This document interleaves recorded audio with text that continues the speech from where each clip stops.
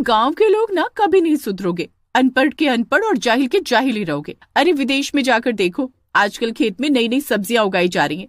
तुम गांव के गवार लोग बस सरसों और गेहूं की खेती करते रहना। ये सुनकर टिंकू गुस्से से अनुराधा से कहता है, देखो अनुराधा, हमें पता है कि तुम शहर से पढ़कर आई हो, लेकिन मत भूलो कि तुम भारत में रहती हो और भारत में सरसों और गेहूं ही खाया जाता है।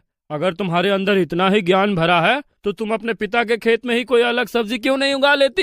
इतना कहकर राकेश और टिंकू अपने अपने खेतों की ओर चले जाते हैं और मुखिया भी चला जाता है। अनुराधा को राकेश का जवाब बिल्कुल भी पसंद नहीं आता। वो गुस्से से पैर पटकती हुई अपने घर पर आ जाती है। अनुराधा को गुस्से में देखकर उसकी माँ चमकी अनुराधा से कहती है, क्या हुआ अनुराधा, इतने गुस्से में क्यों हो?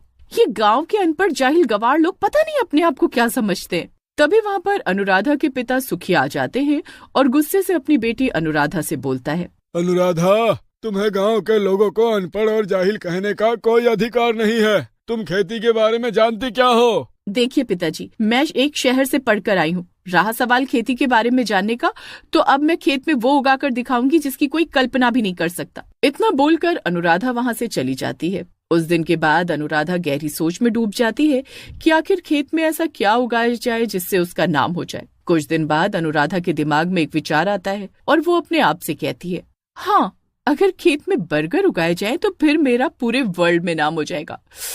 प्रेस वाले मेरे घर पर आएंगे, मेरी फोटो खींचेंगे और मैं देखते ही देखते फेमस हो जाऊंगी। लेकिन इसके लिए मुझे सबसे पहले इंटरनेट पर सर्च करना होगा। अनुराधा उस दिन के बाद से इंटरनेट पर लैपटॉप के सामने दिन भर बैठी रहती। एक दिन अनुराधा अपने पिता सुखिया से कहती है, पिताजी, अब आप खेत पर नहीं जाएंगे, खेत में मैं जाऊंगी। हैं? अरे पागल हो गई हो क्या? तुम खेत में जाकर क्या करोगी?